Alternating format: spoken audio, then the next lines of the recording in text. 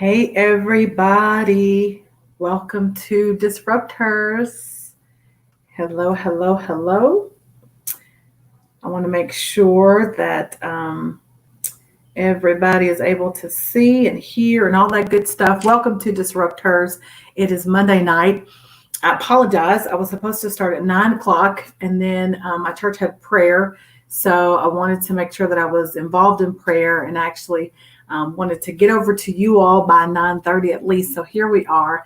Thank you all so much for joining.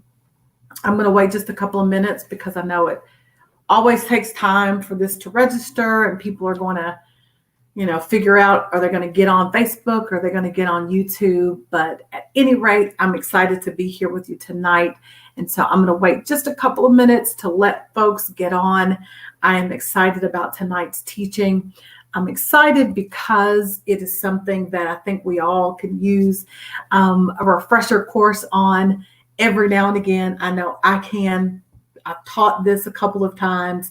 And so I'm glad tonight to have the opportunity to teach it again and make sure that we are sort of thinking through our own behaviors. As you know, from a disruptor's perspective, the whole point of disruptors is to disrupt patterns, ideas, thoughts, structures, and to completely change them. And so the purpose of this teaching is to really help us disrupt our own patterns as it relates to procrastination, which is something that a lot of us do. Hey, Melissa, good to see you. Thanks for joining tonight. Listen, I need you all to do me a favor. Tell me where you're joining from. I'm going to wait just a little bit so I can let people get on, but tell me where you're joining from. Melissa, you are a regular. Thank you so much. I want to say you're in the Carolinas. I always forget, but I think that's true. Correct me if I'm wrong. Hey, Sister Joanna, good to see you. Listen, go ahead and do me a favor. Go ahead and share this live if you don't mind. Let somebody know we're talking about Orlando. Okay, Melissa, Orlando. I'll remember that for next time. Tell somebody we are talking about procrastination tonight. Again, I got on a little bit late because I had to jump onto another live. And I wanted to get on right at 9 o'clock, but I needed to be a part of that. And now here we are at 9:30. Do me a favor. Thank you, Candace. Thank you so much. I see Atlanta's in the house. Fayetteville, North Carolina is in the house. Who else do we have? Do me a favor and just let me know where you are joining me from. I always like to wait for just a little while and let people see that we're on and jump on. I want as many people who can to get this. This is going to be a great topic, I think, for discussion and for you and I just to think about and apply for our own lives. So go ahead and share this live broadcast tonight. We are talking about something that we can all relate to, and that is procrastination. Nakia, good to see you. Good to see you. Roanoke, Virginia's in the house. All right. So we got people joining from all over. Let me tell you very quickly, as folks are still coming on, what this is all about. All right. You see in the background, I am a self-proclaimed, self-professed disrupt her. And essentially what that means for me is, again, I am someone that helps us all push so that we're disrupting our thoughts and patterns that are not necessarily good for us. Pushing change within systems, whether that's in our own behavior or in society, generally speaking. And for the last 29 days, at the beginning of this month, God kind of really put it in my mind to start really detoxifying, really thinking about those things that are causing me not to progress in the way that He has, told me to do. He really has been putting it in my mind to think about those things that are stopping my progress, essentially. Those of you all who've been following me for any length of time knows that for the past 29 days, I've been on a vegan journey. I will tell you, I have loved it. I've loved every single day. I do not miss meat. And as a vegan, and if you're a vegan, you know this much better than me. In addition to no meat, there's no dairy. So basically the rule of thumb that I go by is anything with the mom I do not partake of. I do not eat. And I thought it would be, and this is going to relate to what we'll talk about tonight, but I thought it was going to be difficult, right? When you hear this idea of vegan, it seems so, for those of us who never have eaten that way, it seems difficult, but I am grateful and happy to be able to say that 29 days into this, I feel great.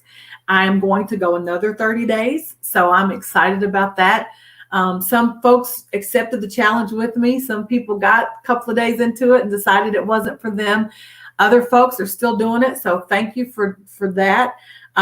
If that's you, I want to say bravo. It wasn't difficult for me, I will say, but it is a mind shift.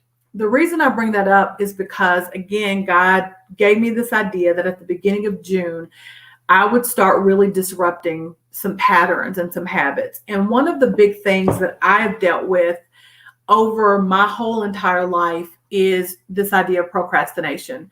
And so I put together this teaching. I taught it for another women's group, and I thought I would just share it with those of you all who want to join in. If you know anybody who is dealing with procrastination, share this live, tag them, let them know to jump in here. The purpose of this is not to shame us. It's not to tell folks that they're naughty because of what they're doing. Listen, there's a lot of reasons why we procrastinate, and we're gonna dig into some of those. The objective is twofold. One, we're gonna identify reasons for why we procrastinate, and then two, I'm gonna give you some simple strategies I think to help us overcome it. All right. So do me a favor. I see folks are joining. It's Monday night. Maybe people are out eating pizza and all the stuff, the dairy stuff that I can't eat or that I'm choosing not to eat right now and just kind of enjoying their Monday. But as folks are still joining, I want to ask this question, and I want this to be as engaging as possible. So you can type in the comments, and I want to pause and see what you say. The first question I want to ask you, and again, give me some comments.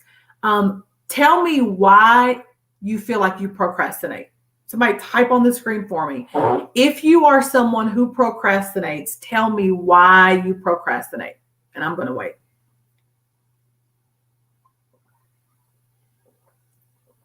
Why do you procrastinate? And as you're typing, because I know it's going to be delayed for just a couple of moments, as you're typing, let me just share with you the reason that I'm not going to shame you is because I'm a classic procrastinator. If my college roommate were on here, she would tell you that she and I had many, many conversations about our different work styles. She is not a procrastinator. Thank you, LaToya. Unsure of where to begin. We're going to talk about that. My roommate is not a procrastinator. She actually plans weeks in advance. It takes her weeks to finish. It would take her weeks to finish her paper. I, on the other hand, would, go to the library and I would get all these books and I would cram. Okay, so I hear what you're saying. Deja says, fear that the task I'm attempting to complete is impossible. Yep. Candace, old habits die hard. Yep. Okay, if I don't get started, I won't fail to finish. Yep, absolutely.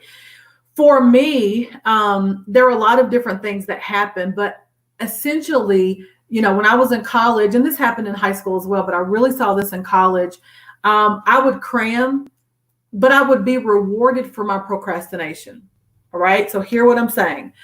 I would procrastinate and I would cram and I would get everything in there. I would write my paper, and most of the time I got an A or B. So what that said to me was, procrastination is my way for success. Procrastination wasn't bad because I was positively rewarded for it. Thank you so much. Thanks. Thank you.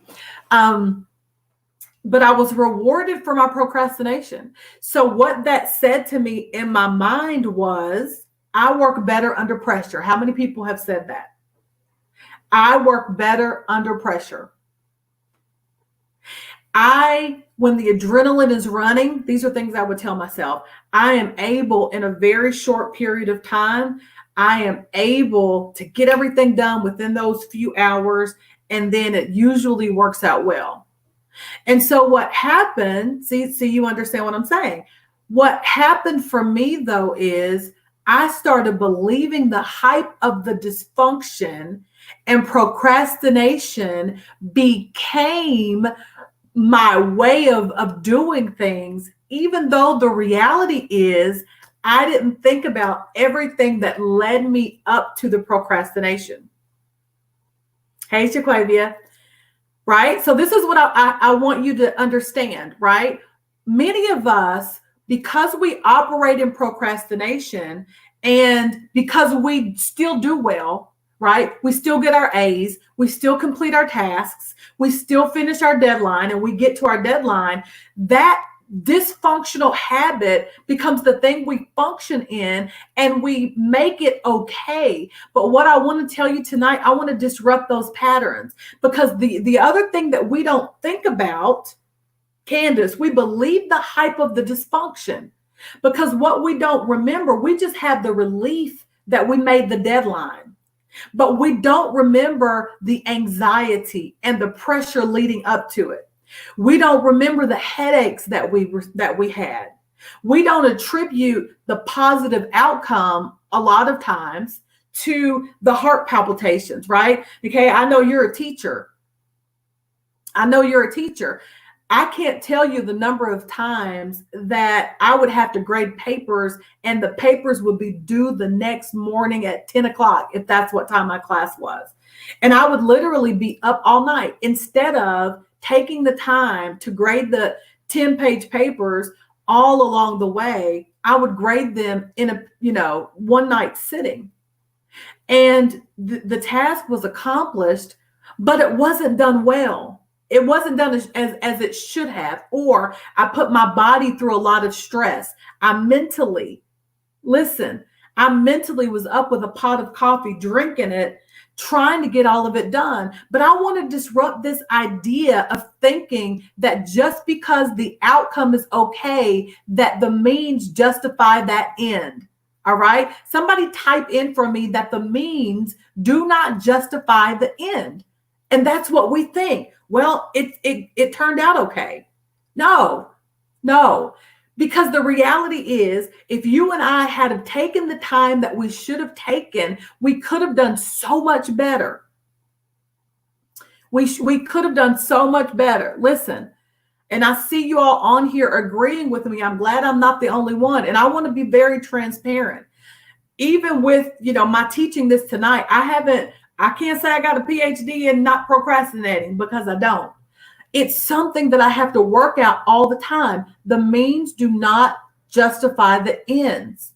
You and I, we need to disrupt that old pattern, and we need to put the time and the effort in. All right, so let's get into the teaching. And I want, take notes, please. Take mental notes, physical notes, type on the screen as much as you can. Tag somebody, share this. Let's break some of this stuff up. All right. So this is what I want you to know. Procrastination ultimately undermines our attempt to accomplish our plans and our goals. Candace, even getting an A that could have been an A+. And let me tell you this. Many of us, hear me, many of us got an A, but we have no clue what we wrote the paper about. Let me say that one more time. Many of us in our procrastination cram session, we wrote the paper in a night and we have an A, but we have no idea what the paper was about. Why? Because we were so focused on the end that we didn't get it in the process. Procrastination takes the process out of it. It takes the processing and the preparation that puts what we need in us so that we get the A, but we don't get the lesson. I'm trying to help somebody tonight. We get the A, but we don't get the lesson. So you go through chemistry and you have no clue what you did in that. You listen, and Pastor Davidson, absolutely. You don't enjoy the process and you don't learn the lesson. I have absolutely met so many deadlines. But when I look back at it, it wasn't joyful. I didn't enjoy it. It was stressful. It was hard. And I got through it, but I didn't get it. Procrastination makes it about the destination, not the journey. Absolutely. I love that. So we want to disrupt those thoughts. And the reason that's important is because all of us have things that we're supposed to do.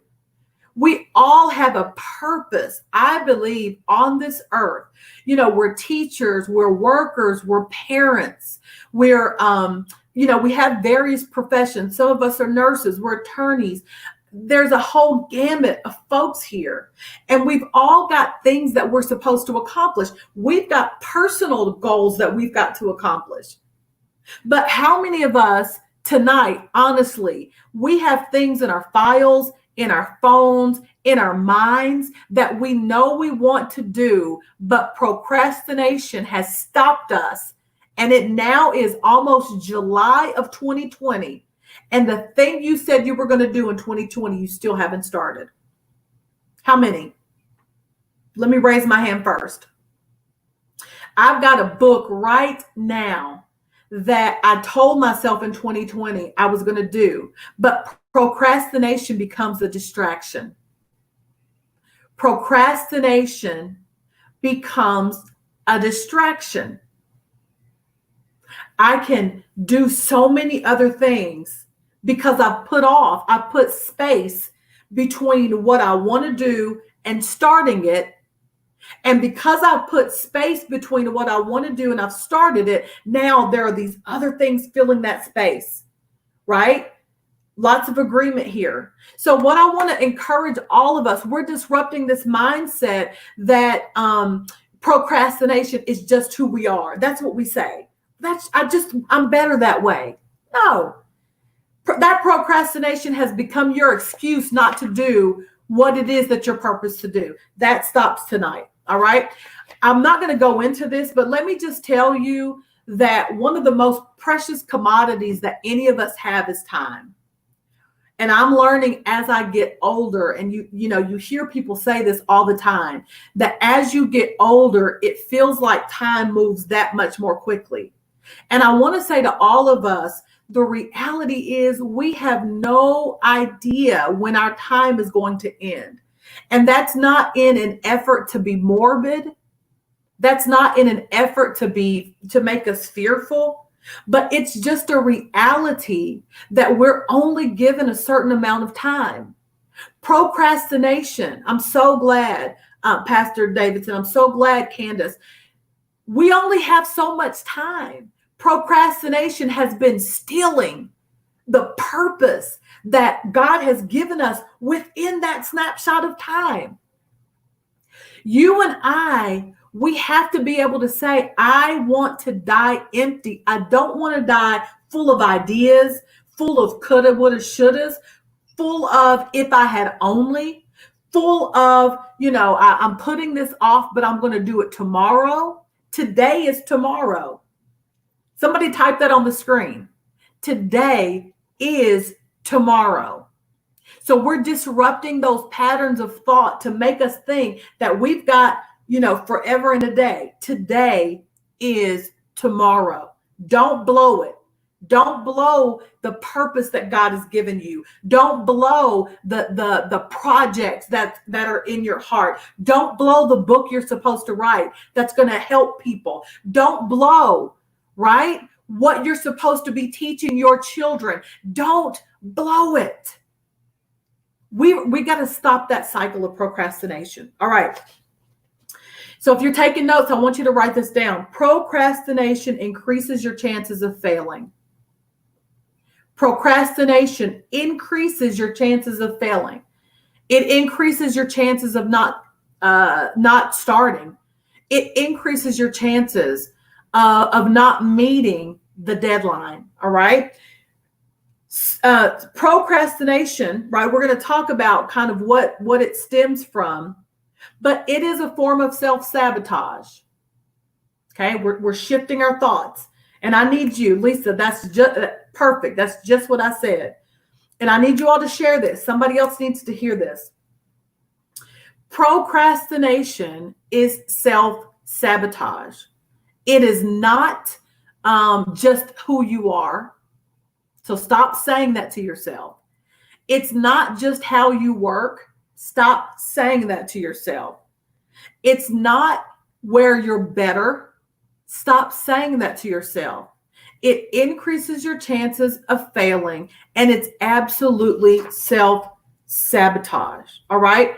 So where does this stem from? And this is what I want you to think about. This is what I want you to think about. I'm going to give you one sentence stem. I'm going to give you one sentence stem. Yes. And you don't have to type this in if you don't want to. Y'all know I'm a teacher, so this is homework for yourself. But I want you to type this or write this down or put it in your mental note. If I didn't procrastinate, and I want you to fill in that blank for yourself real quick. If I didn't procrastinate, and it could be I would finish that book. If I didn't procrastinate, I would learn so much more. If I didn't procrastinate, I would enjoy my job more. If I didn't procrastinate, I would enjoy school more. If I didn't procrastinate, I fill in that blank for yourself. What is the truth for you in terms of procrastination? How would it make your life better? Would you be able to organize your schedule better?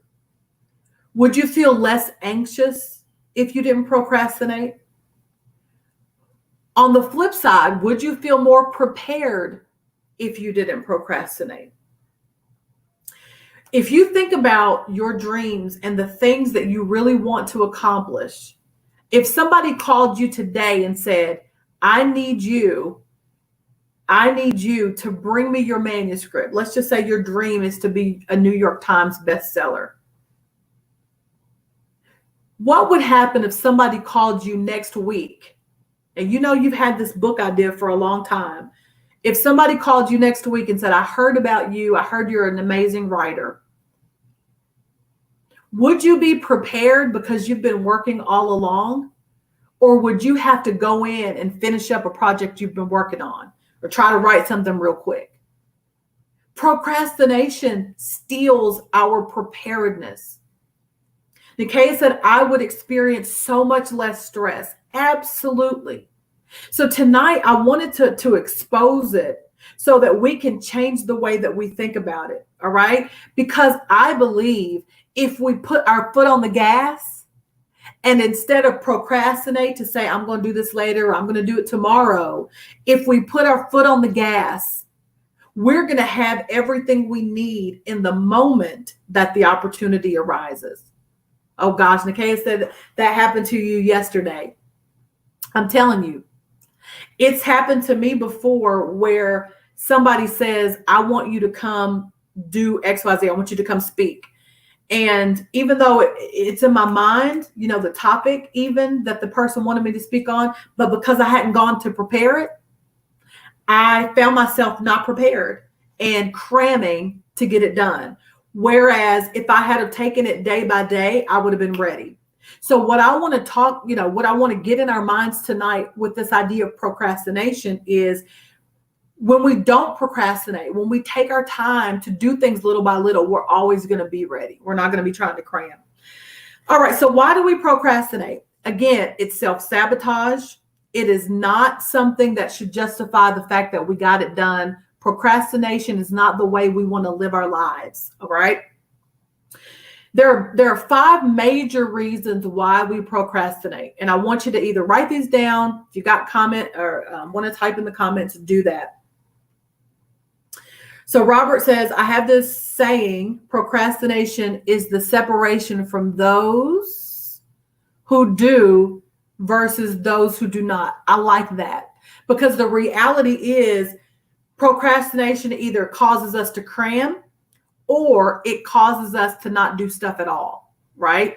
And so for some of us, we procrastinate and we kind of get it, but we wouldn't get it as well as we could if we were doing it all along. So I like that. TC, you definitely have time. We're just kind of getting into the meat of this. All right. So when we think about procrastination, there are 5 reasons. And if you identify with any of these, you can type in the comments, write it down for yourself if you don't want to put it in the comments, but I want you to think about them. The first reason, and I really believe that this is true for many of us, the first reasons why we procrastinate is because of fear of failure. Somebody type them in the screen for me.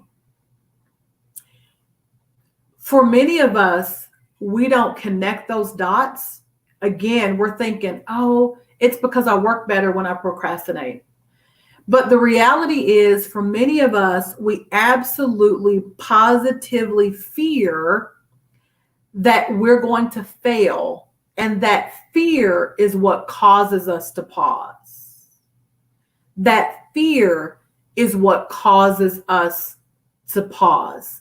Because what happens is we can't control what other people think of us or how they'll respond to our work. So when we start to overvalue what we think people will say, that causes us to procrastinate. So even though I've got the book idea in my mind, if I don't write it, or, again, subconsciously, I'm putting it off because I don't know how they're going to respond to my book. I don't know how they're going to respond to whatever it is that I'm putting out.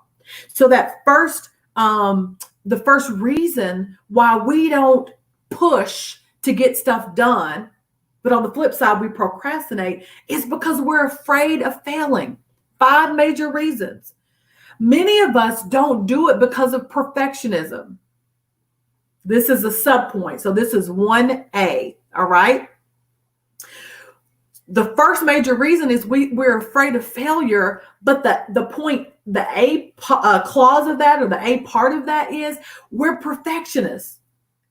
So, we don't put it out there because we have these unreachable standards. And if that's you, just say yes. If that's you, just say yes, because it's definitely me. Isn't it anxiety ridden that we would be perfectionists plus procrastinate? That's a bad combination. Because even though we're putting it off, that means we're extra stressing ourselves out to make sure that finished product is perfect, right? That perfectionism, though, is also the things that give us pause. I am such a perfectionist that I have a notebook. If I mess up in pen, I got to tear that page out because I want to see a clean slate. I don't want to see any markouts. When I taught this the last time, though, I started keeping those markouts in. You know why? Because it reminds me that I'm not perfect and I don't have to pretend to be. Listen, I don't have to pretend to be. So what I do is, now when I write in my journal and I mess up, I put a big old mark through it because it makes me remember that I'm not perfect. So what happens is, with procrastination, we put it off because we've already created this unreachable standard. But can I tell somebody watching, just because you put it off doesn't mean that it's still not due. And I don't mean just because it's a deadline for work. I don't mean just because it's a paper for school. Can I tell you, and you all know I'm always going to put a bigger context on it. If it's purposed for you to do it, don't you know that you're still tasked to do it? Don't you know that you have people assigned to your voice, to your work, to your books, even if that assignment is just your children? And I don't even want to say just because, like, that's small. It's huge when you're raising little humans to be big adult humans.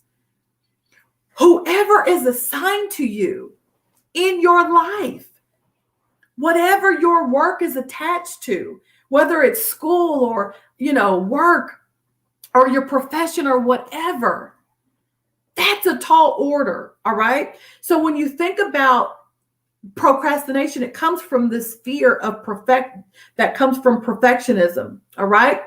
The other thing that I want you to write down is this word, double insurance. Right. I just want you to think about this. Marianne said, we don't want to move out of our comfort zones. Absolutely. Especially, and somebody said this earlier, especially when you've always procrastinated, it's difficult to move out of that comfort zone of this is what I'm always doing. But I'm telling you, when you disrupt those patterns, you are going to breathe so much easier. Point 1B. So point 1A was perfectionism, fear of failure. Point 1B is this idea of double insurance. And this is what I mean by this. Procrastination can be a way of protecting our self-esteem. Procrastination can be a way of protecting our self-esteem. And it's really kind of psychological. Candace, the assignment is still due. Listen, you still got a brief to write or whatever you got to write for your law, for your law practice. You still got to get it done. When it comes to protecting our self-esteem, that might seem weird, but hopefully you'll think about it in this way. For example, if I'm a student and I don't study as hard as I should, or I'm cramming at the last minute, if I don't do well, that's what I can blame it on. So it becomes insurance to protect me, right? If I don't read it, or if I don't put as much effort into it and I just kind of do it last minute, if I fail, because this is the fear of failure point. If I do fail, I can blame it on, well, I didn't really put much time into it anyway. I didn't study that much. I didn't write that much. Does that make sense? So what that does is it protects our self-esteem, because I can blame it on how little I did, as opposed to thinking about it this way. What if I put my full self into it and I still fail? Can we talk about that for just a second? Again, fear of failure. What if I study hard for biology, for chemistry, right? Topics that people don't really like necessarily. What if I put my all into it and I still fail? Somehow, for some of us, that's in the back of our minds. So if I just study a little bit, I can blame it on that. Yes, no confidence. It strips my pride. Yet we fall into that cycle over and over. Well, what if the flip side is also true? What if you put everything into it and you get an A? What if you study hard and you make an A+ on that paper?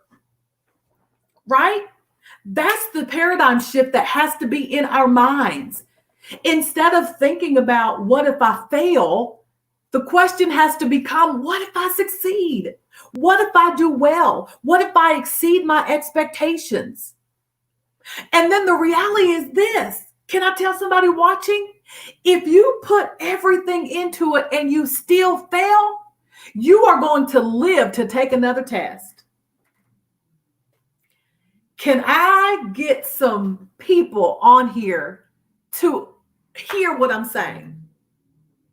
I want to empower you to know that failure is not final. How many of us can say that we didn't 100% get all? Maybe you got all A's in college. I'll tell you, I didn't get all A's in college.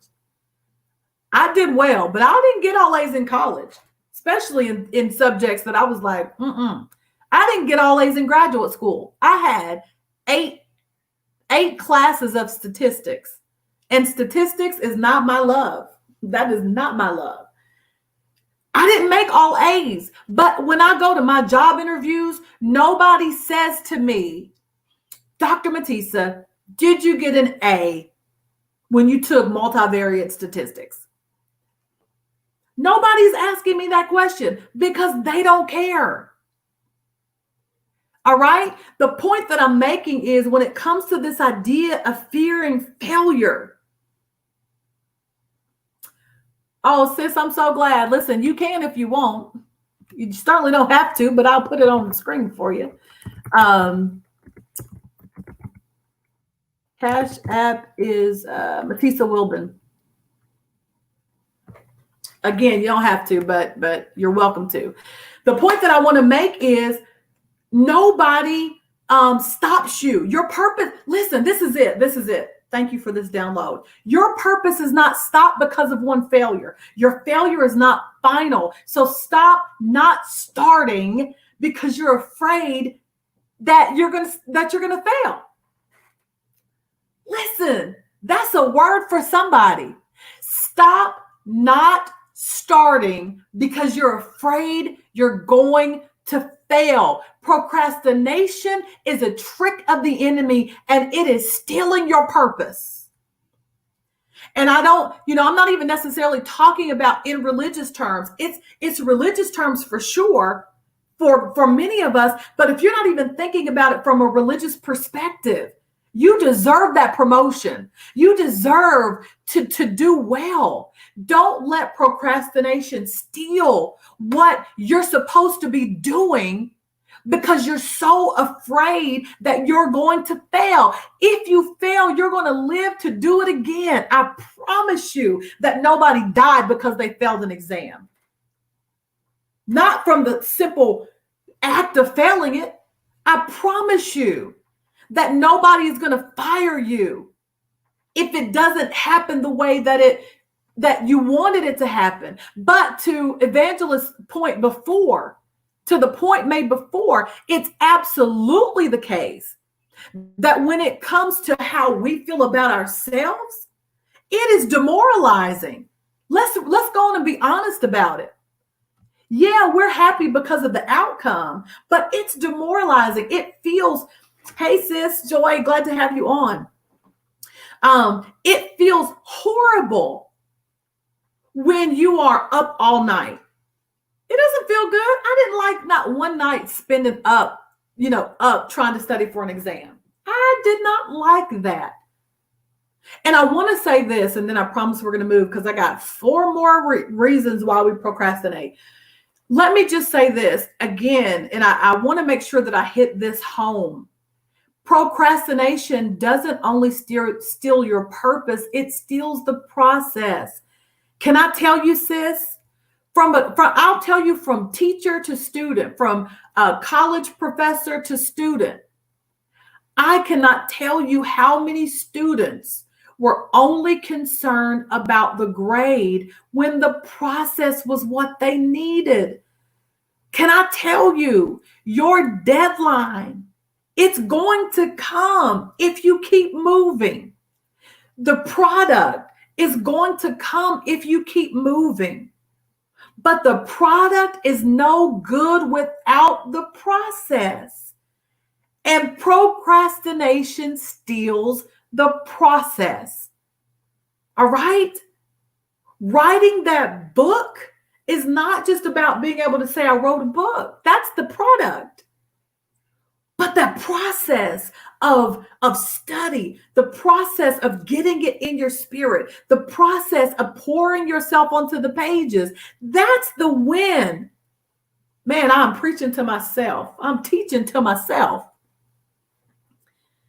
So whatever it is, the reason why I want to really hone this in is because I believe that many of us would enjoy those things assigned to us so much more and would get it and would learn from it.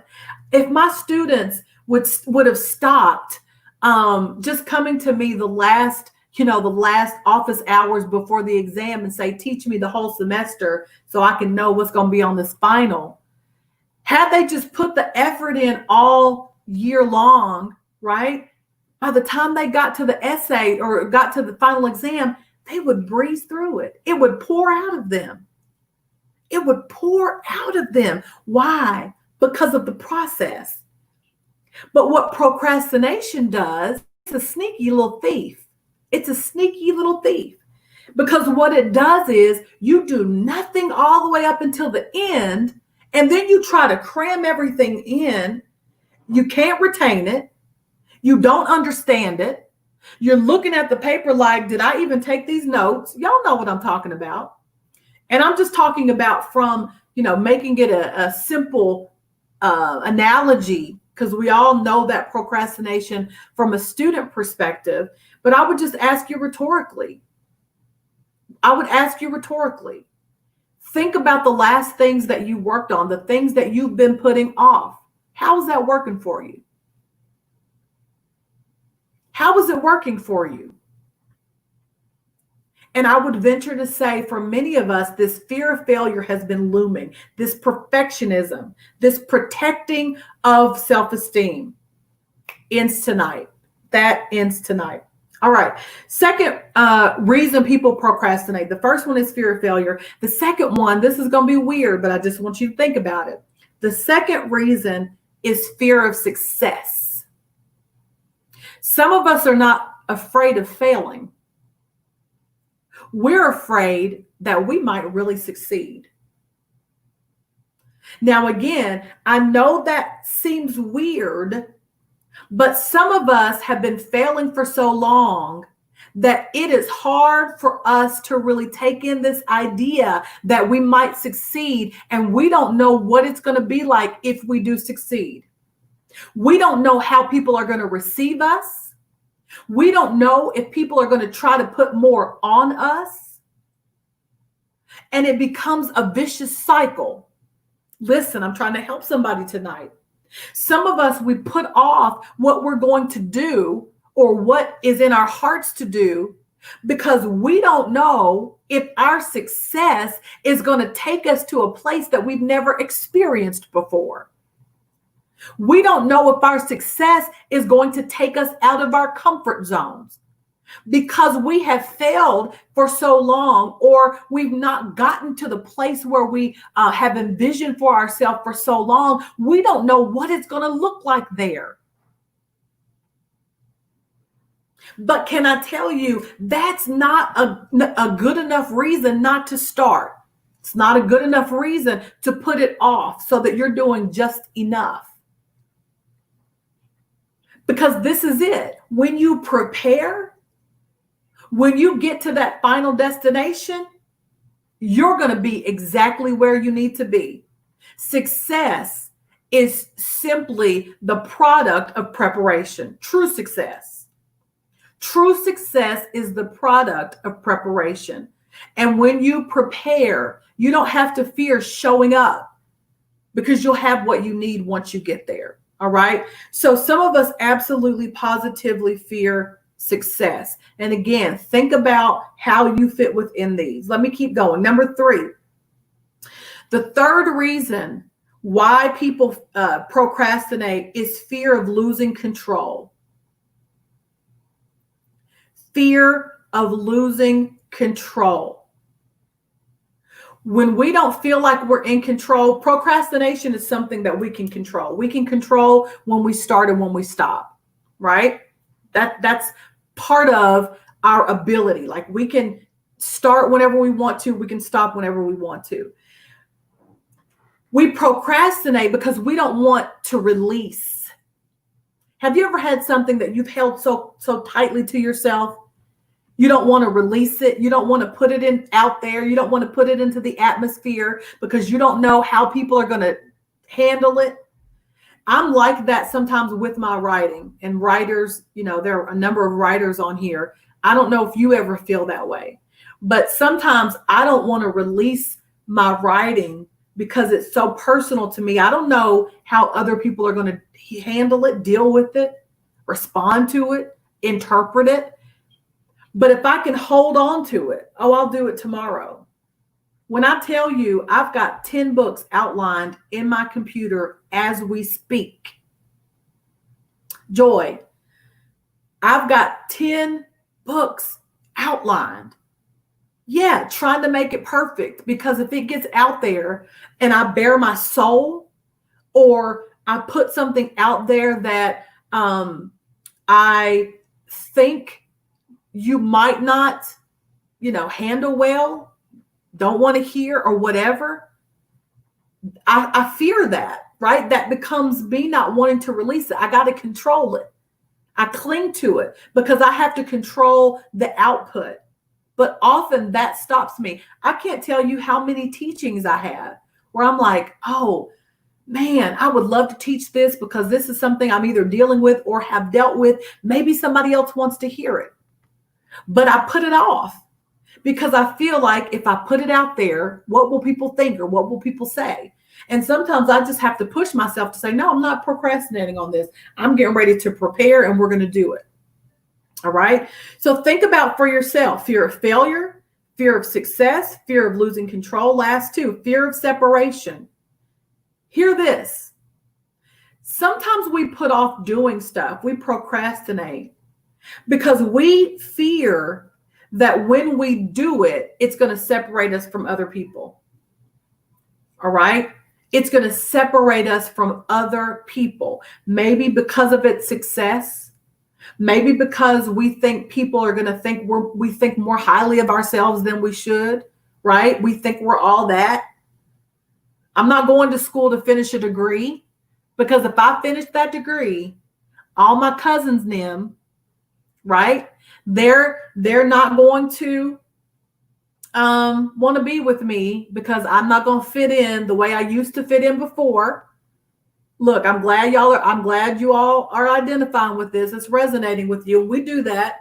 I don't want to become more spiritual and go through this journey because if I do, people are going to separate themselves from me and I'm not going to fit in. Yes. Marianne said, yes, I was afraid of the critics, but the Lord said it's not about me. And then he would confirm it by my meeting someone who needed to hear what was written. Absolutely. God will confirm that thing if we do what we're supposed to do. We got to stop stalling. We got to stop stalling. I don't know how else to say it.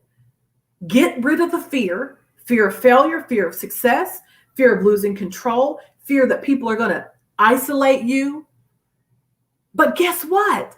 As many people who separate themselves from you is as many people or more who are waiting for the words that God is trying to bring from your mouth. If there are a people who are assigned to your voice, your delay is their delay. Your denial is their delay, and they're waiting on you to throw them a lifeline. And I mean that in every sense of the word.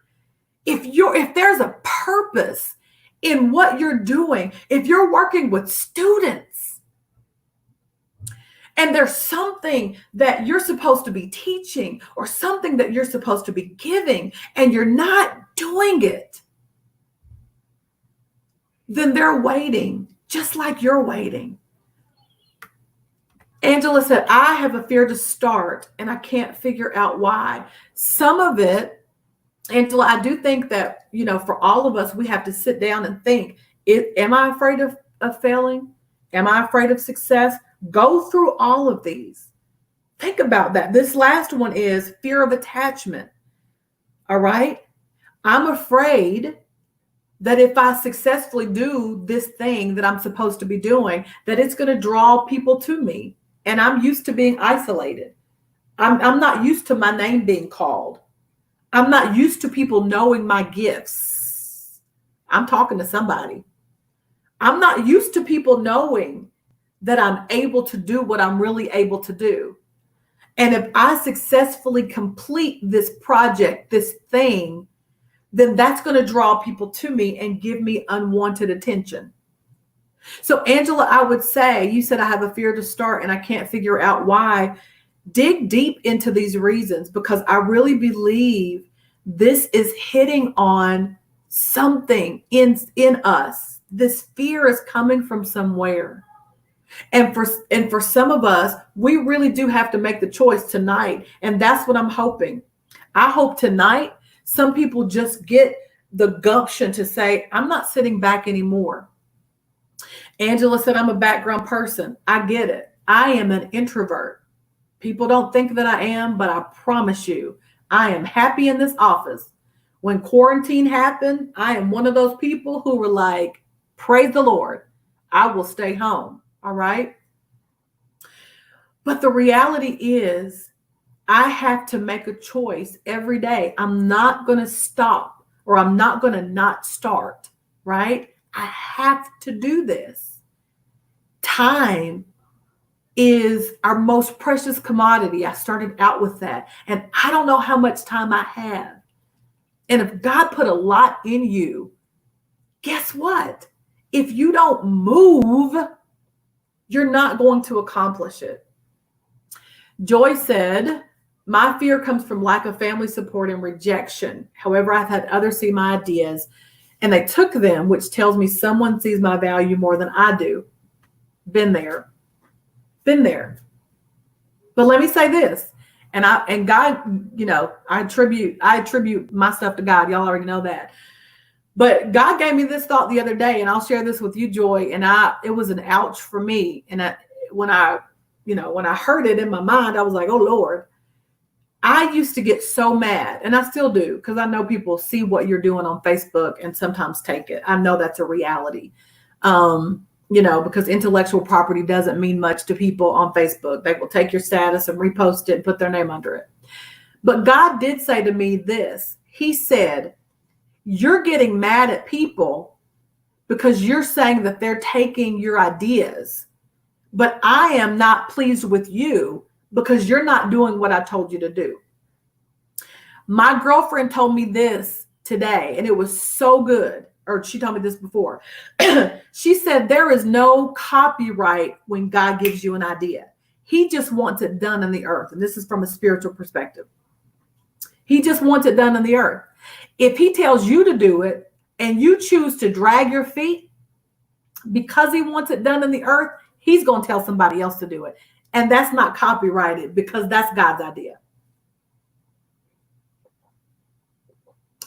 And when she told me that, all I could do was say, ouch. Like a lot of you guys, I had to say, ouch, because I was so mad. I saw somebody literally, and this is how I know it was God from my perspective. There was a book that God told me to write. It. Gave me the title of the book. I used some app and I put my picture in this little app, and I had the title of the book and I sent it to somebody and I said, this is, what God is telling me to write. I sat on it months went by. This woman at that time, I know her now. I didn't know her from anybody. She publishes the book and sells thousands of copies. Now and actually purchased the book. I purchased the book. The book didn't have everything in it that I would have had in it, but the concept was the concept that God had given me. And that's when my girlfriend told me that I needed to rethink this. She said, if God gave you that idea and you spent months and months and months not doing it, somebody else was going to do it because that's what God wanted to go for. And so what I want to say to all of us is, and I'm about to wrap up, I'm going to end by 10:30. What I want to say to all of us is procrastination has been stealing what we're supposed to be doing for long enough. And I, for one, am not going to sit back and allow that to happen to me. And I don't want it to happen to you. You are enough. You're smart enough. You're strong enough. You are beautiful enough. You are everything God created you to be in this moment to do what God wants you to do. And I'm not talking about just in the church. I'm talking about wherever you're supposed to be doing it. Don't let procrastination be the thing that stops you from completing what you've been assigned to do. All right? You don't know why you don't start. Figure it out, and don't take 6 months to figure it out. Make up in your mind that over the next week, I'm going to sit down and I'm going to pour through myself. I'm going to reflect. I'm going to figure out where these fears come from, and I'm getting over it tonight. What God tells you to do is enough. Absolutely. I want to go through this really quickly, and then I do want to ask if there are any questions, right?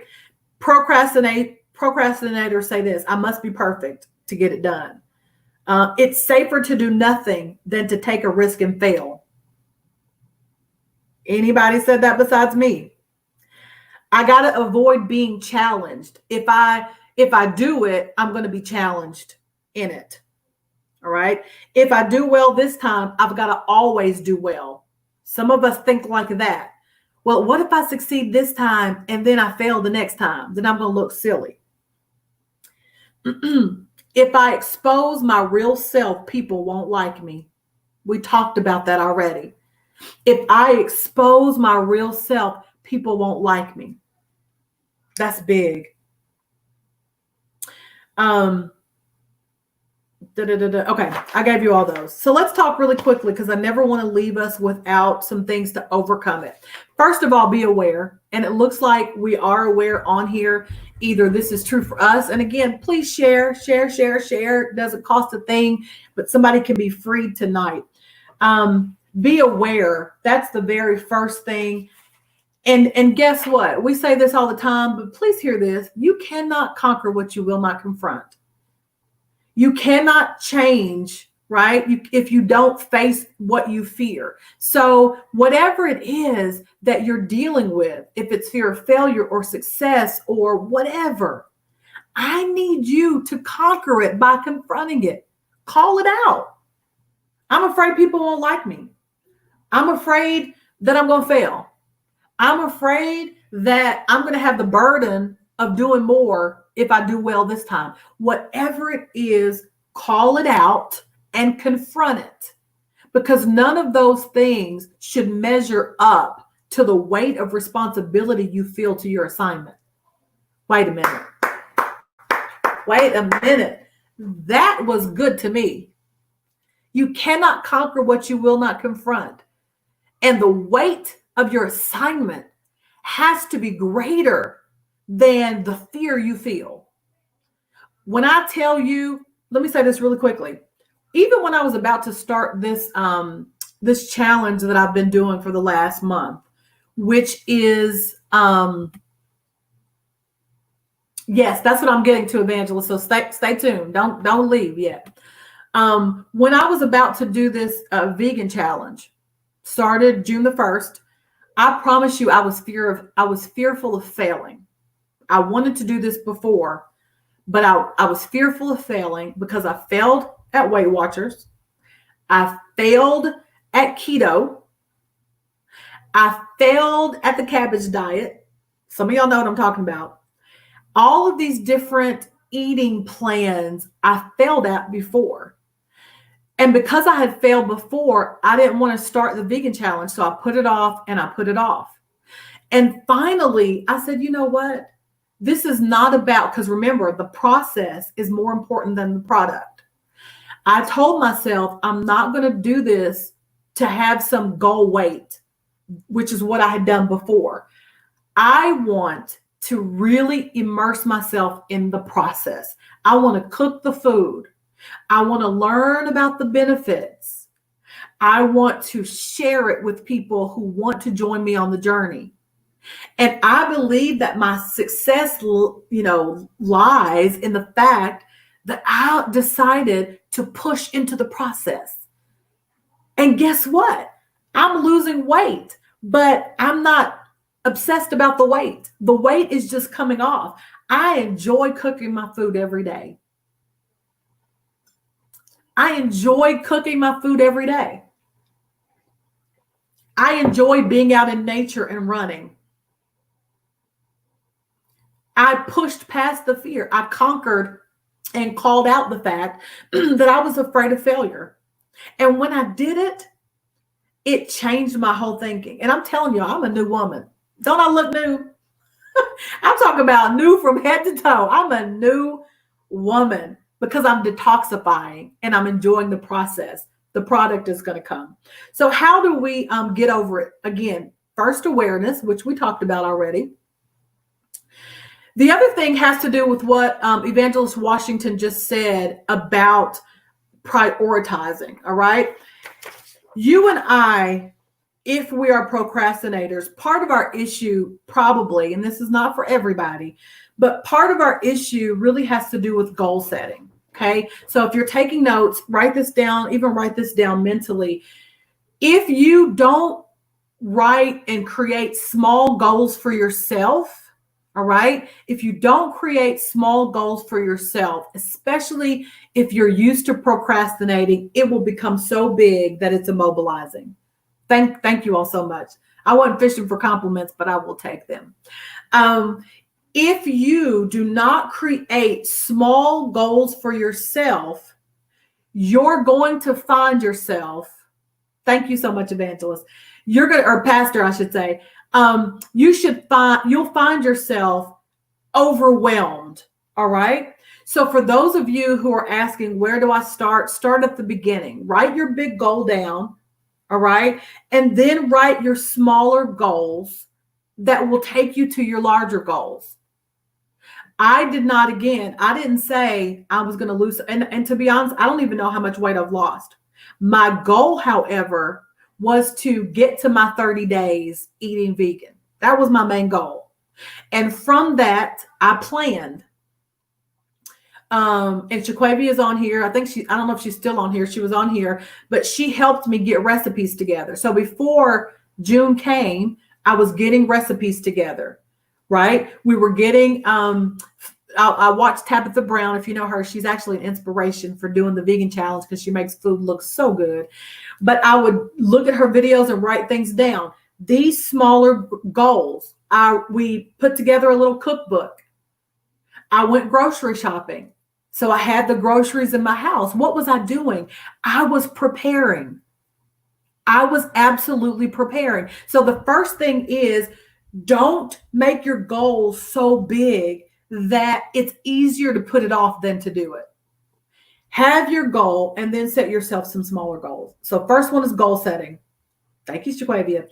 The second one is prioritizing. And Evangelist Washington said this before.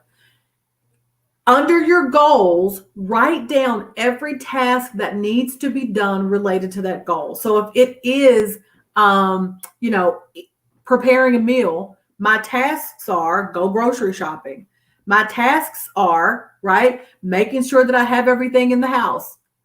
Okay, I love Tabitha Brown too. She is so inspiring.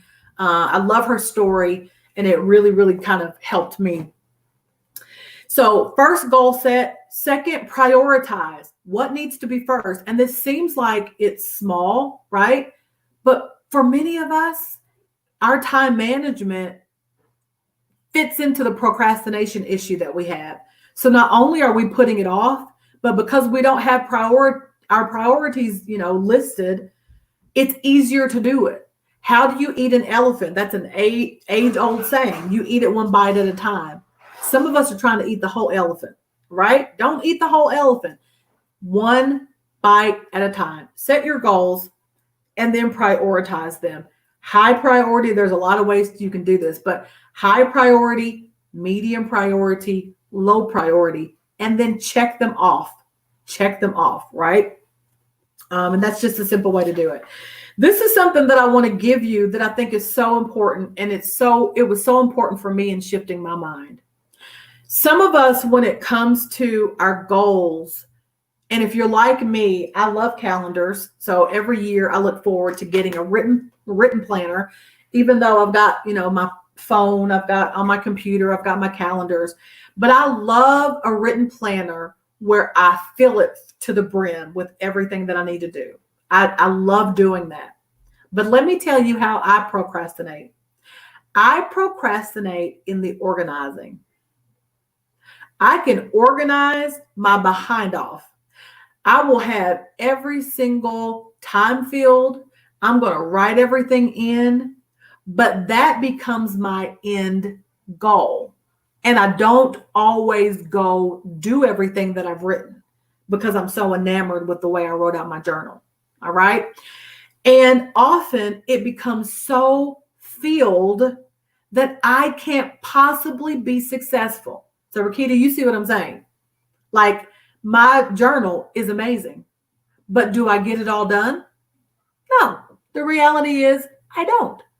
So what I started to do was to make my schedule more flexible. Okay. I want you all to type in the term unschedule, right? Just type that in the comments real quick.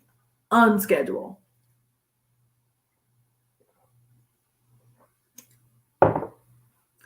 An unschedule is what I want you to think about, and you can call it whatever you want. An unschedule is something that you don't fill to the brim. Again, because you've got your goals and because you've got your priorities, you need to put some flexibility in your schedule. All right. So you're writing down everything that you have to do in a day that's going to lead you to your bigger goals. But in it, you need to write in time to meditate.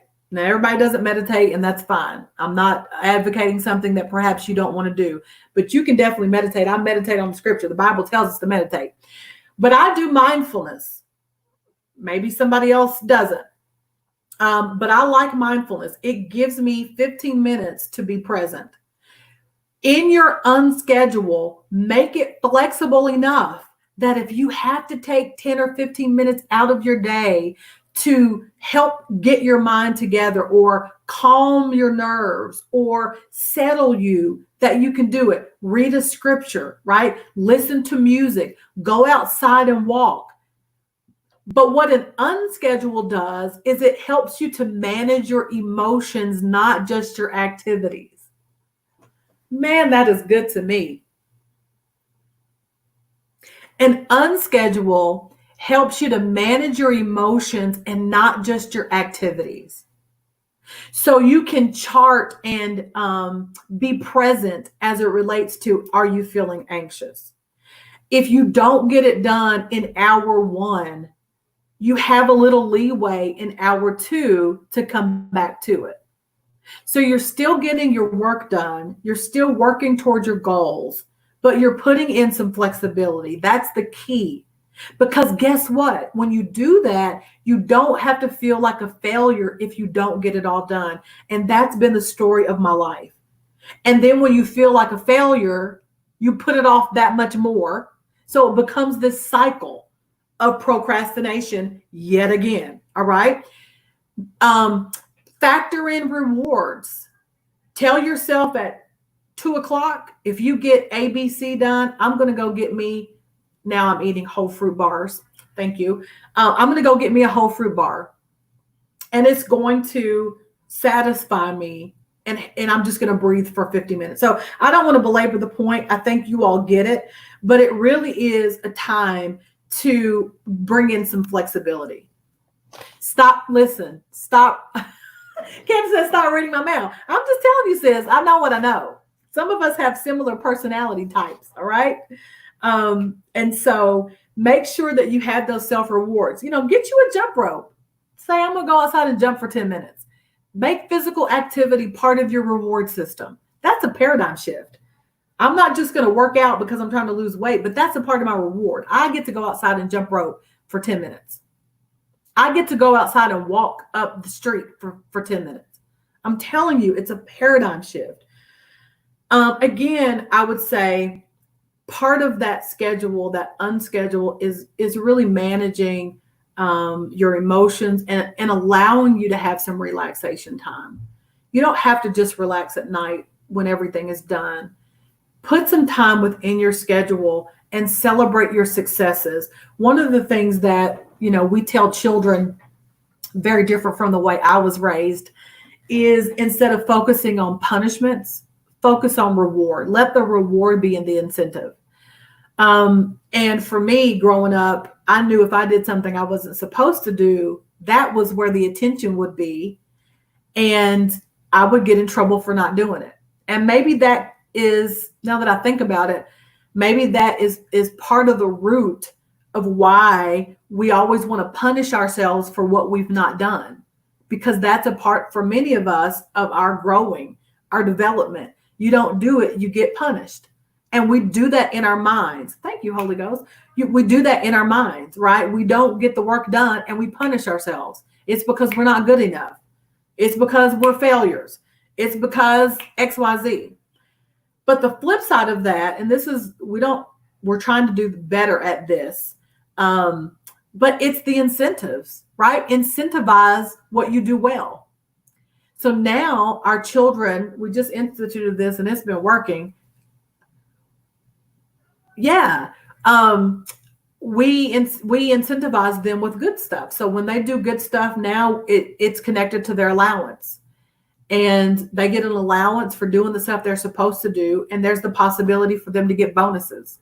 And they're at that age where money matters. And so, and bonuses really is just them doing stuff that is over and above. Yeah, over and above, right? What they're supposed to do. And my daughter especially, like, she's just doing all this other stuff. She's cleaning. She's doing her laundry. She's putting her clothes away. We're incentivizing the good thing. So my point in saying all of that is reward yourself for doing well. Shift your paradigm.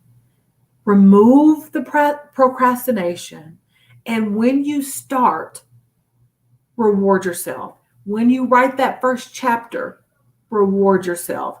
When you fill out that application for that degree that you're supposed to be getting, but you've been putting it off, reward yourself. Go buy you an outfit, right? Whatever it is that's going to be an incentive for you. You were supposed to start that business.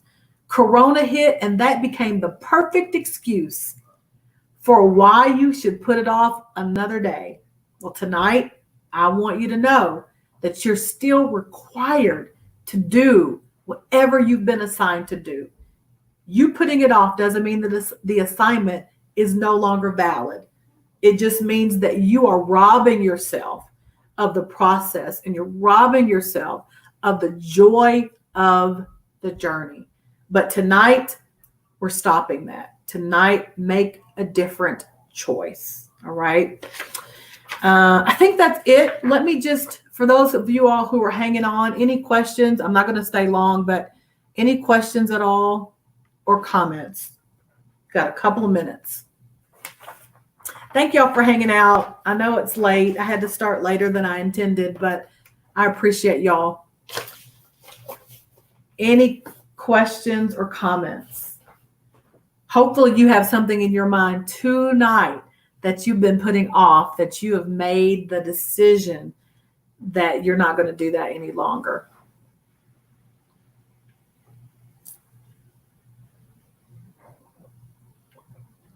All right. Well, seeing no questions, thank you. Seeing no questions, I will end it there.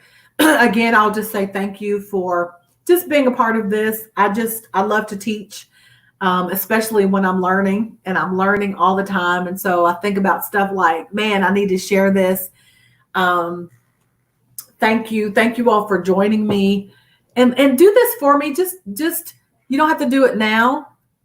I'm glad. Sherry said, this is just what I needed to get unstuck. Angela said, this was needed. Evangelist Washington said, thanks for the wealth of knowledge. Great teaching, great topic. Thank you all so much. I really appreciate it. Inbox me. I'd love to know projects and stuff that you're working on. And don't think it has to be anything big.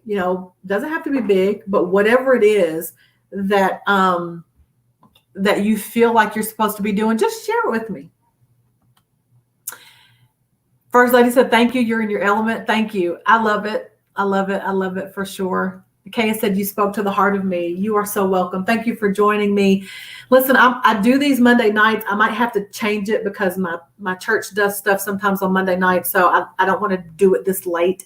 So you all look out for a potential day change. But until that happens, I am going to be teaching on Monday nights. So if I do a day change, I'll let you know. Other things I'm going to be teaching on, I'm going to be teaching on discipline. I'm going to be teaching on executing your plan. If you've got topics that you'd like me to teach on, you can inbox me. I think most of us are all Facebook friends.